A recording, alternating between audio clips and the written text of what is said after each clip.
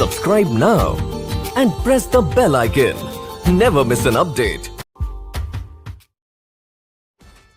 ये प्रश्नावली 9.1, ठीक है, 9.1। इसमें 3 मैथ हो गया था, ठीक है।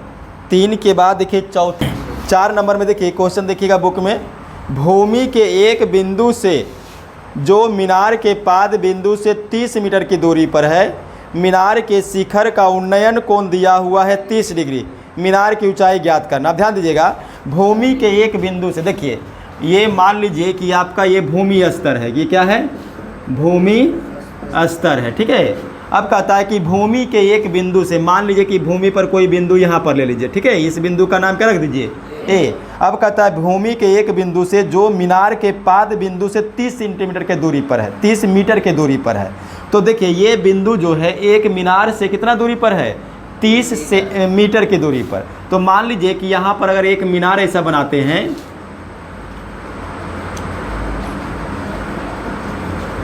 ठीक है, ये मीनार हो गया, ये इसका शिखर हो गया है ना, ये इस प्रकार से इस पर डिजाइन बना दीजिए। अब ये वाला जो पॉइंट है ये क्या कहलाएगा, ये देखिए ये तो हो गया मीनार का शिखर पॉइंट, क्या हो गया, शिखर। और ये क्या हो गया, इसका नाम रख दीजिए बी और इसका नाम रख दीजिए सी। तो ये वाला क्या हो गया, पाद बिंदु, किसका, मीनार का। जो ऊपर रहेगा उसको शिखर बोलना है, नीचे वाला पाद बिंदु कहलाएगा। अब फिर से क्वेश्चन को समझिएगा, कहता है कि एक भूमि के एक बिंदु से जो मीनार के पाद बिंदु से 30 मीटर की दूरी पर, यानी कि ये जो दूरी दिया हुआ कितना दिया हुआ है, 30 मीटर दिया हुआ, ठीक है। और मीनार के शिखर का उन्नयन कोण, देखिए उन्नयन कोण कब बनता है, जब किसी वस्तु को ऊपर की ओर देखें। कहाँ देखेंगे, ऊपर की ओर। तो अगर हम यहाँ से इस शिखर को देखेंगे तो यहाँ से देखिए ये इसको इसे मिला दीजिए, तो ये वाला कोण को ही हम क्या बोलेंगे, उन्नयन कोण। और कितना का उन्नयन कोण बन रहा है, 30 डिग्री का, ठीक है। तो मीनार की ऊंचाई ज्ञात करें। देखिए मीनार की ऊंचाई यहाँ से यहाँ, ये ऊंचाई हम लोग को निकालना है, एच का मान, ठीक है। अब देखिए ये एक समकोण त्रिभुज जैसा बन रहा है, ABC। अब समकोण त्रिभुज में देखिए ये थीटा दिया हुआ है, थीटा के सामने क्या होता है, लंब, क्या होता है, तो लंब निकालना है। और जबकि आधार दिया हुआ है, तो लंब और आधार किस में आएगा, लंब और आधार किस में आएगा, बोलो, हाँ यही तुम बना के लाई है, लंब और आधार tan थीटा में आएगा, किस में आएगा, tan थीटा में।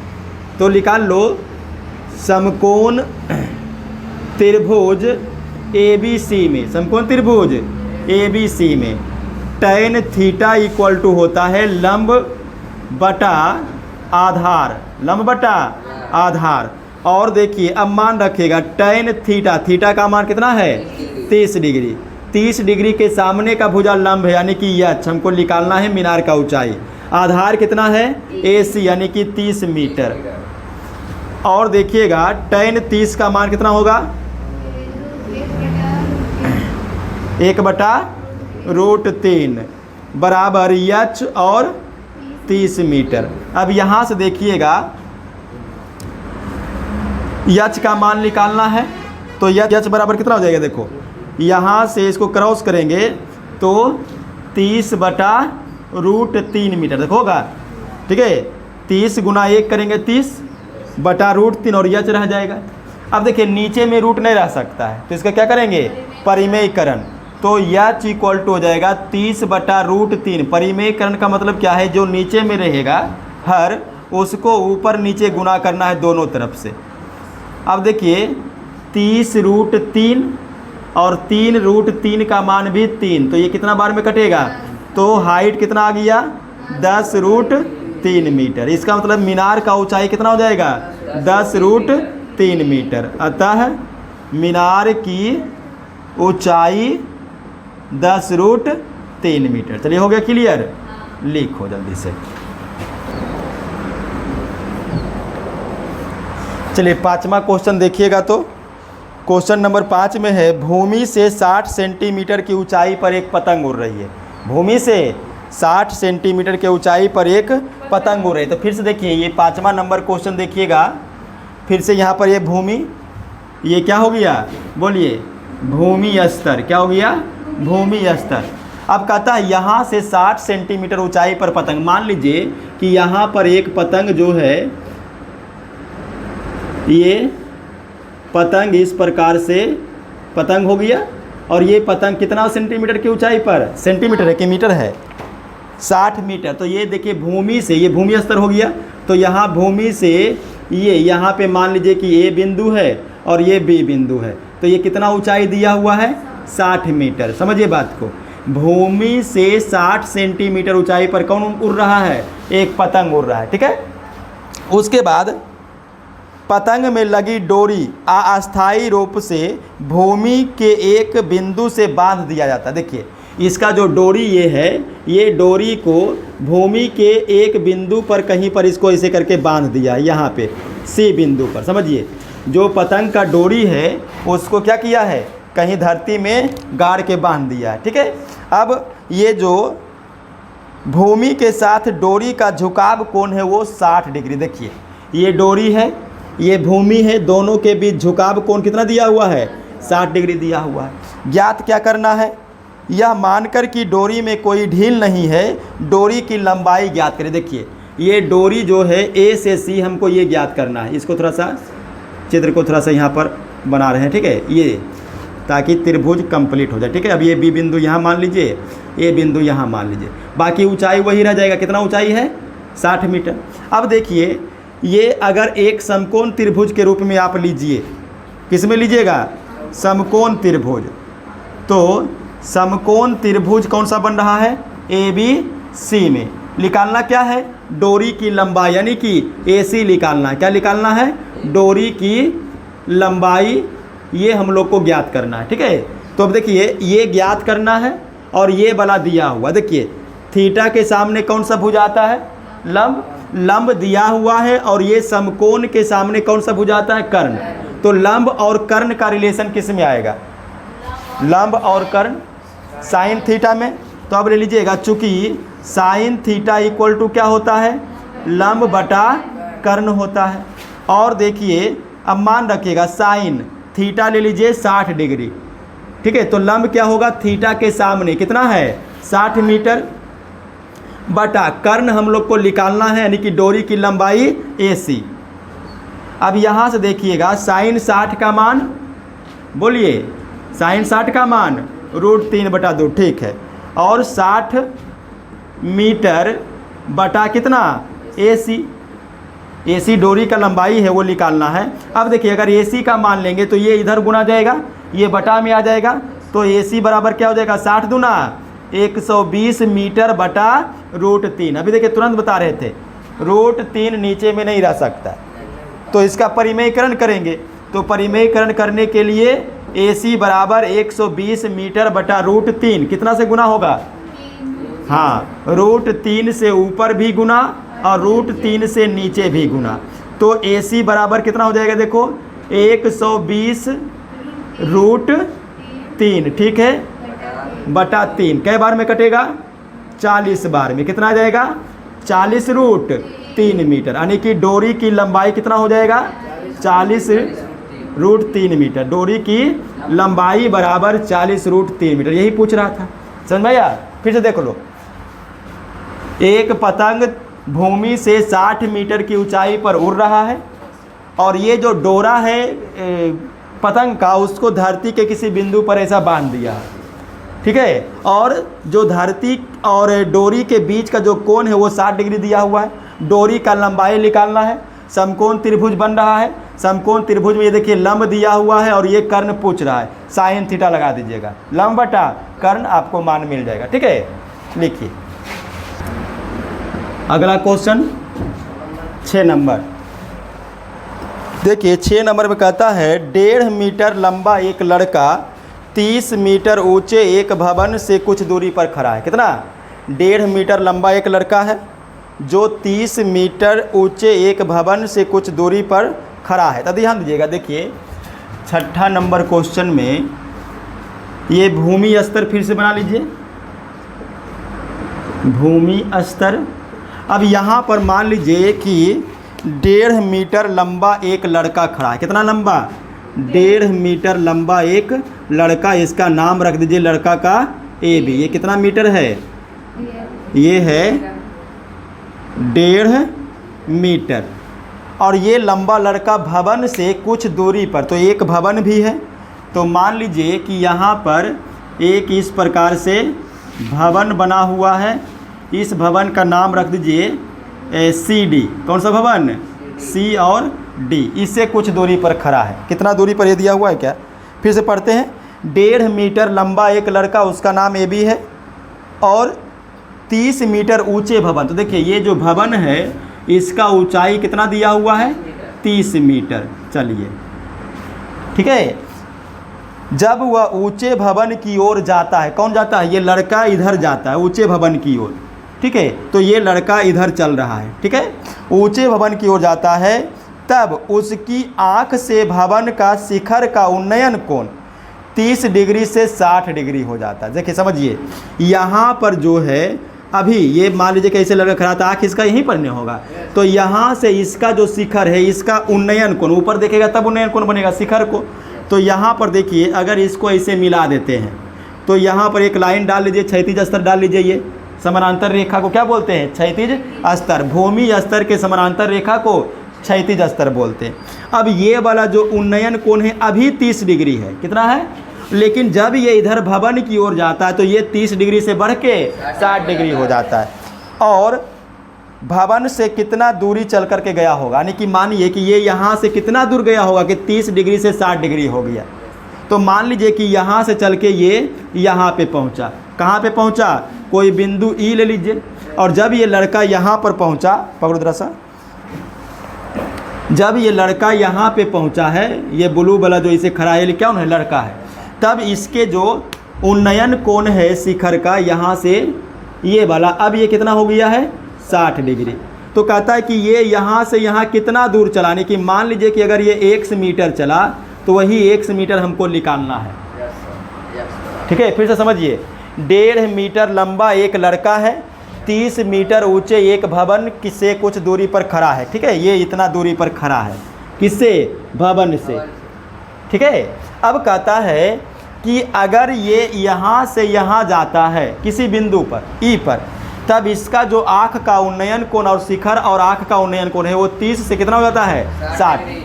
तो ज्ञात क्या करना है कि ये कितना दूर चला है, कितना दूर चला है। अब ध्यान दीजिए, देखिए अगर ये यहाँ से यहाँ 1.5 है तो यहाँ से यहाँ कितना रहेगा? 1.5 मीटर। क्या कि दोनों समानांतर है, समानांतर रेखा समान दूरी पर होता है। कितना होता है? समान दूरी पर। तो इसका मतलब है कि यहाँ से यहाँ ये भी 1.5 मीटर है।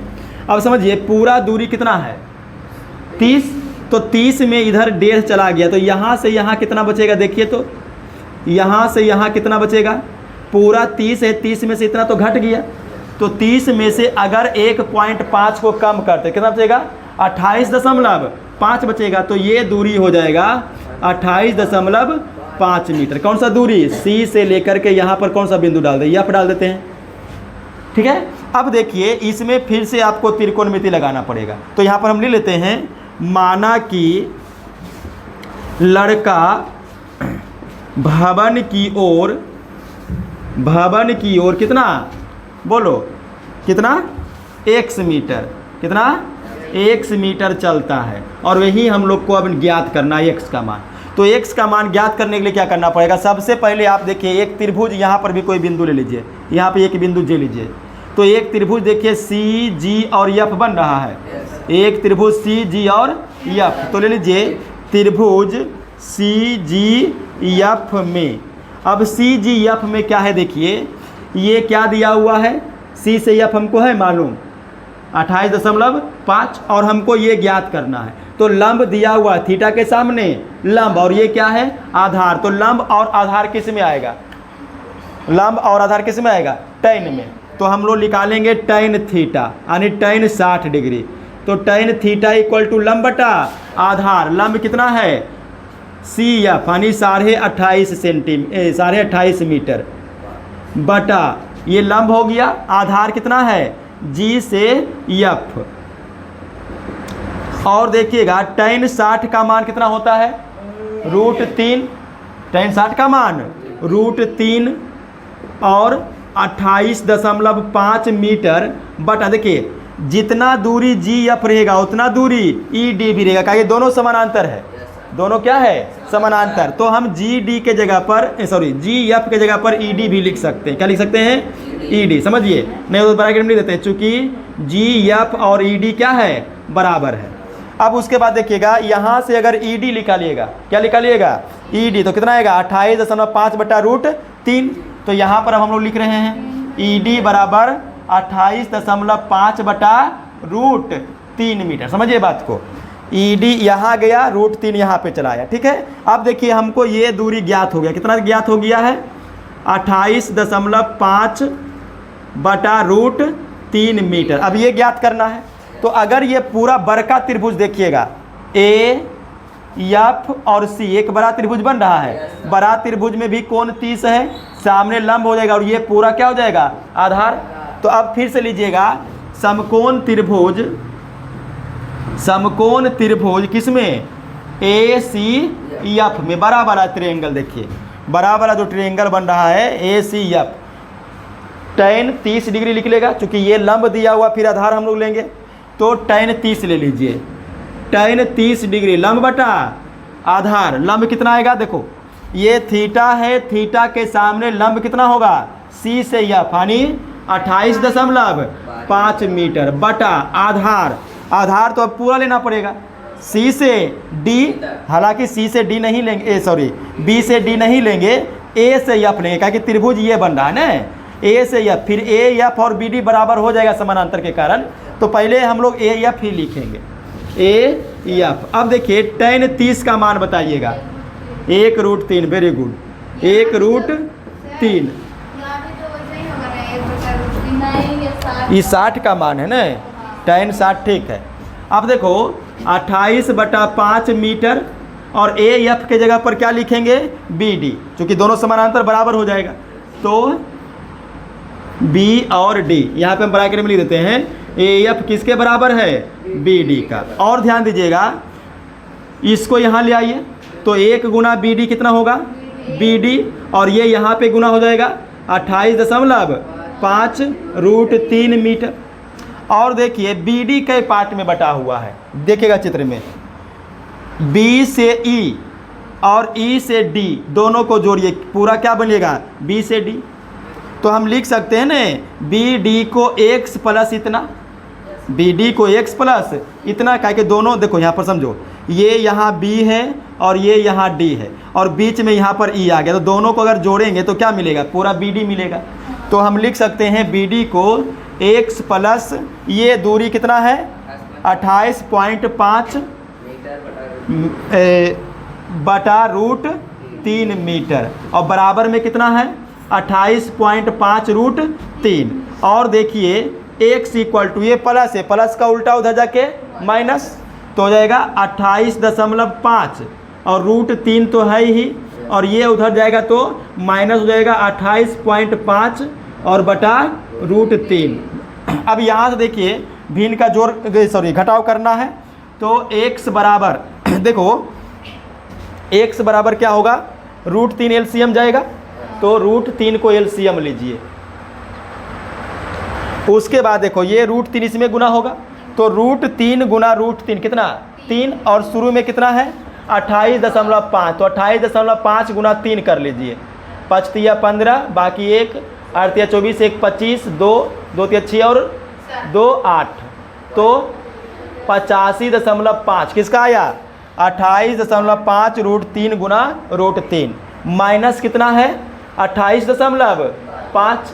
अब देखिए x बराबर दोनों को घटाइए, 5 में से 5 घटेगा 0, पॉइंट है मतलब दशमलव, 15 में से जाएगा 7, ये हो जाएगा 7 में से 2 5 और √3। अब देखिए नीचे में रूट रहेगा, परिमेयकरण कर दीजिए, तो x बराबर 57.0 लिखे या 57 एक ही बात है, बटा √3 और गुना √3 बटा √3, परिमेयकरण हो गया।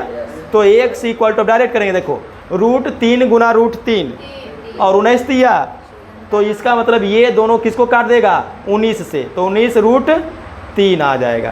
तो देखिए लड़का कितना चला था x मीटर, इसका मतलब है कि लड़का जो है यहाँ से भवन की ओर 19√3 किलोमीटर चलता है। कितना चलता है?